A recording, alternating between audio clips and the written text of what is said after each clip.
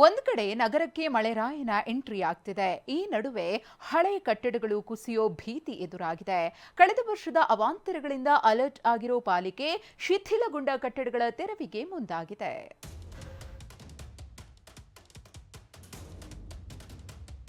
ಬೇಸಿಗೆ ಬಿಸಿಲಿಗೆ ಬೆಂದಿದ್ದ ಬೆಂಗಳೂರಲ್ಲಿ 3-4 ದಿನಗಳಿಂದ ಬಿಟ್ಟು ಬಿಡದೆ ಮಳೆ ಸುರಿಯುತ್ತಿದೆ.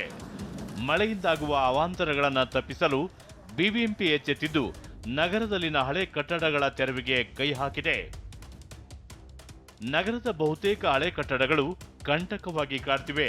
ಅಪಾಯದ ಅಂಚಿನಲ್ಲಿರುವ ಕಟ್ಟಡಗಳ ಪಟ್ಟಿ ಸಿದ್ಧಪಡಿಸಿರುವ ಪಾಲಿಕೆ ಕಟ್ಟಡದ ಮಾಲೀಕರಿಗೆ ನೋಟಿಸ್ ಜಾರಿ ಮಾಡ್ತಿದೆ.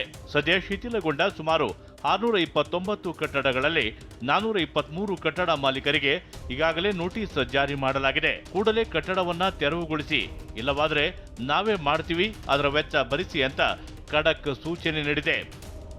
ಈ ಥರ ಶಿಥಿಲಗೊಂಡಿರುವ ಮನೆಗಳಿಗೆ ಗುರುತಿಸಿ ಅವರಿಗೆ ನೋಟಿಸ್ ಕೊಟ್ಟು ಏನಾದರೂ ವ್ಯವಸ್ಥೆ ಮಾಡಬೇಕಾಗಿರುತ್ತೆ. ಅದನ್ನು ನಾವೇ ತೆಗೆದುಬಿಟ್ಟು ಅವರಿಗೆ ರಿಕವರಿ ಮಾಡಬೇಕಾಗಿದೆ ಟ್ಯಾಕ್ಸ್ನಲ್ಲಿ.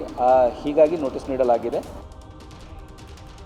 ಇನ್ನು ವಲಯವಾರು ಶಿಥಿಲಗೊಂಡ ಹಳೆ ಕಟ್ಟಡಗಳನ್ನು ಬಿಬಿಎಂಪಿ ಗುರುತಿಸಿದೆ.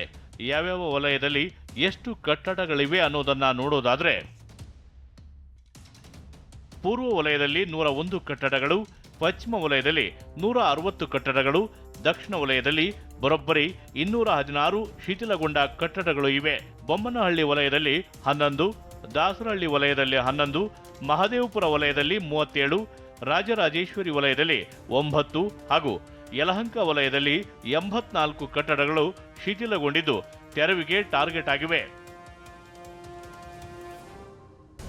ಬೆಂಗಳೂರಲ್ಲಿ ಮಳೆ ಬಂದರೂ ಅವಾಂತರ, ಬಾರದಿದ್ರೂ ಅವಾಂತರ ಎಂಬ ಪರಿಸ್ಥಿತಿ ನಿರ್ಮಾಣವಾಗಿದೆ.